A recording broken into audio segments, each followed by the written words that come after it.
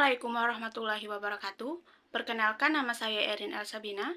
Saya dari kelompok 2 dengan anggota Cesi Anggraini, Mita Ardini, Desi Utami, Sabta Yulita, dan Pilda Yeni.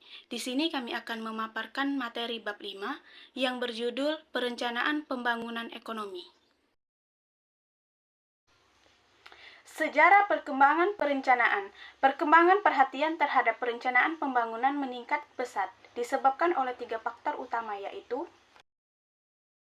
1. Faktor pertama, merupakan faktor yang paling dominan, adalah adanya hasrat dan ambisi dari NSB untuk segera membangun ekonomi negaranya, meningkatkan kesejahteraan masyarakatnya, dan mengejar ketertinggalan dari negara-negara maju. Faktor kedua, merupakan adanya perkembangan perencanaan ekonomi di negara-negara sosialis pada masa pasca Perang Dunia II. Faktor ketiga, merupakan adanya pengalaman perencanaan di Eropa dan Amerika Serikat selama Perang Dunia II berlangsung. Pengertian, unsur, dan fungsi perencanaan. Hampir semua buku teks yang membahas masalah perencanaan pembangunan memberikan pengertian yang berbeda-beda. Perlu diketahui bahwa antara perencanaan dan rencana mempunyai perbedaan. Jika perencanaan dapat didefinisikan sebagai suatu kegiatan sosial atau organisasional yang disengaja untuk mengembangkan suatu strategi optimal dari tindakan nyata di masa depan untuk mencapai suatu kumpulan tujuan yang diinginkan untuk memecahkan masalah-masalah dalam konteks yang kompleks dan disertai oleh kekuatan dan keinginan untuk menjalankan sumber daya yang ada dan juga bertindak seperlunya untuk mengimplementasikan strategi terpilih. Sedangkan rencana merupakan produk dari suatu kegiatan perencanaan, yaitu sesuatu yang menjadi pedoman dan arahan untuk mencapai keinginan atau cita-cita yang sasaran jangkauannya telah digariskan terlebih dahulu. Definisi itu dapat disimpulkan bahwa ada 4 elemen dasar dari suatu perencanaan, yaitu: 1. Merencanakan berarti memilih.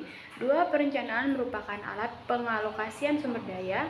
3. Perencanaan merupakan sebuah alat untuk mencapai tujuan. Dan 4. Perencanaan untuk masa depan.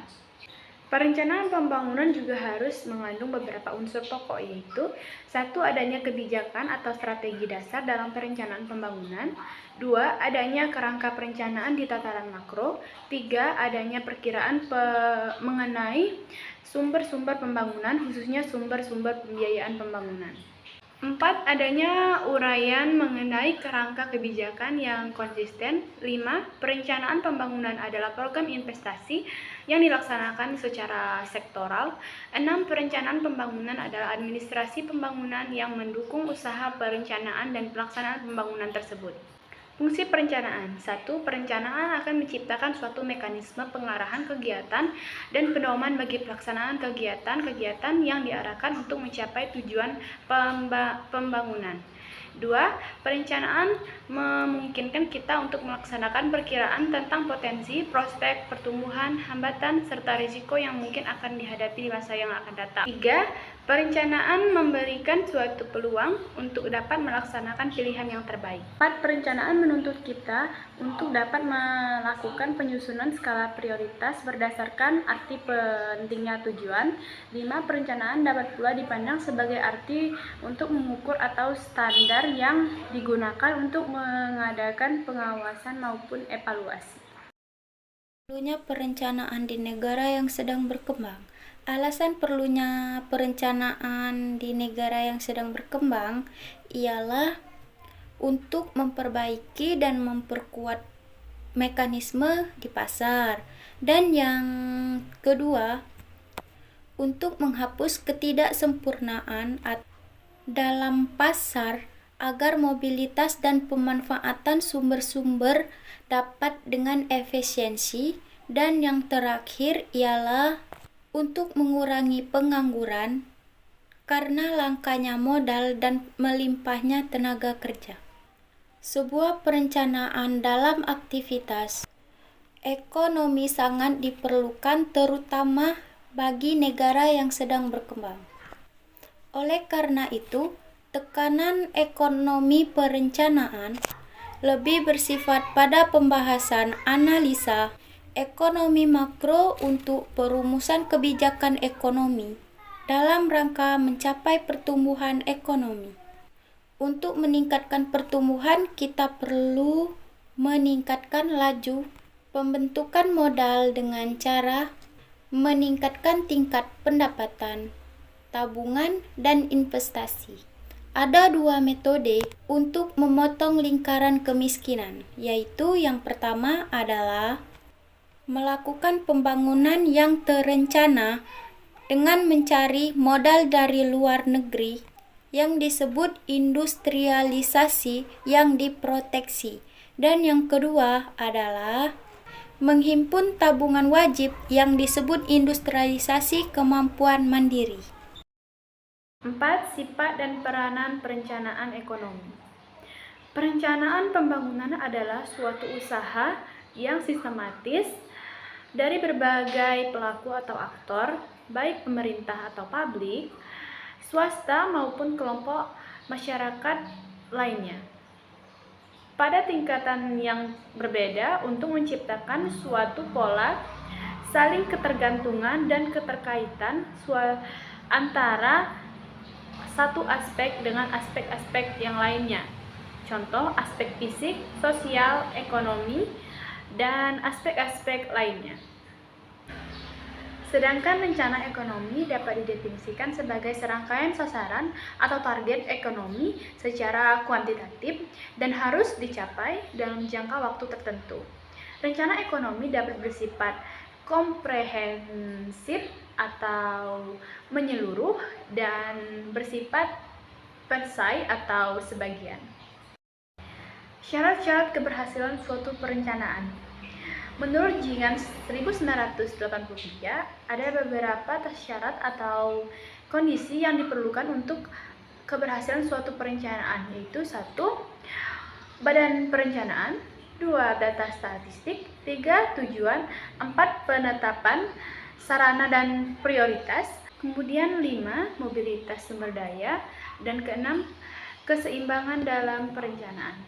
Menurut Jingan, ada dua jenis keseimbangan yang diperlukan dalam suatu perencanaan. Pertama, keseimbangan fisik meliputi keseimbangan antara rencana, kenaikan output dengan jumlah dan jenis investasi.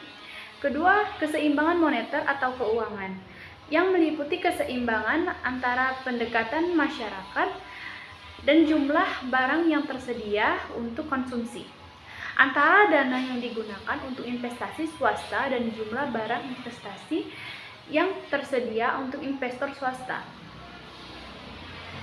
antara dana yang digunakan untuk investasi dan jumlah barang yang diinvestasikan. Tekanan inflasioner dan kesulitan negara pembayaran selama periode perencanaan berlangsung. 1.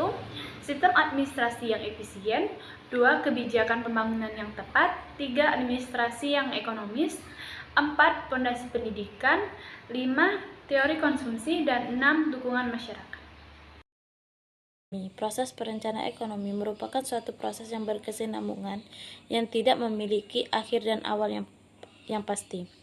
Proses perencanaan ekonomi ini merupakan suatu rangkaian kegiatan dan rasional untuk memecahkan suatu permasalahan secara sistematika dan terencana.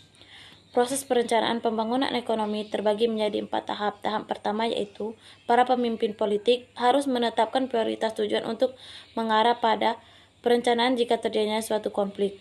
Tahap kedua, mengukur ketersediaan sumber daya yang terbatas dalam periode perencanaan tersebut. Tahap ketiga, hampir semua usaha ekonomi ditunjuk untuk memilih berbagai cara kegiatan yang dapat digunakan untuk mencapai tujuan nasional.